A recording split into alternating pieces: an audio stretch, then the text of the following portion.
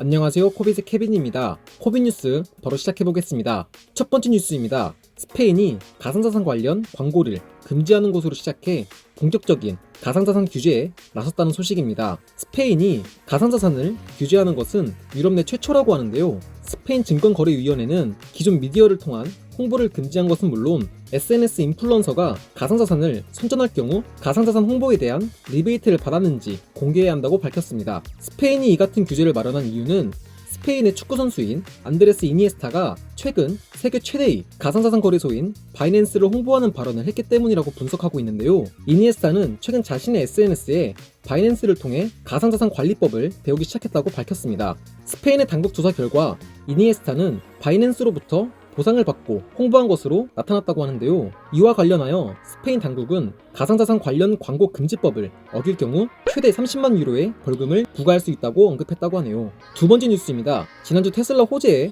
가격 상승세를 보인 도지코인이 차익 실현 매물에 하락세를 보인다고 하는데요.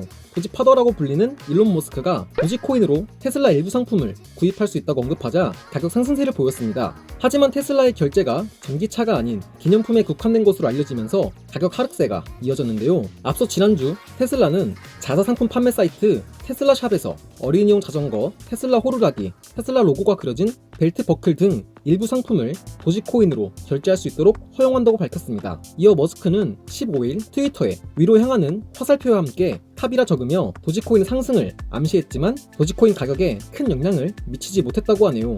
세 번째 뉴스입니다. 가상자산 시장이 하락세를 보이는 가운데 에이다의 가격이 상승하고 있는데요. 에이다는 지난 이틀간 30% 넘게 상승하며 솔라나를 제치고 시총 5위 자리에 서게 되었습니다. 가상자산 전문 매체 AMB 크립토는 덱스, 디파이, 메타버스 등 다양한 프로젝트들이 카르다노를 채택하고 있으며 카르다노의 2022 비전 발표도 도움이 됐다고 진단하고 있는데요. 카르다노 창시자 찰스 호스킨스는 에이다 생태계로의 대규모 유입이 이제 막 시작되었음을 밝히며 향후 카르다노 생태계 발전에 자신감을 피력하기도 했습니다. 가상자산 전문 미디어 크립토 뉴스 플래시는 카르다노는 공정한 팬과 강력한 커뮤니티를 보유하고 있으며 특히 수수료와 결제 시간 면에서 비트코인을 능가한다는 분석을 내놓기도 했습니다. 하지만 현재 에이다의 가격은 약간의 하락세를 보이고 있네요. 네, 오늘의 코빗 뉴스 여기서 마치도록 하겠습니다.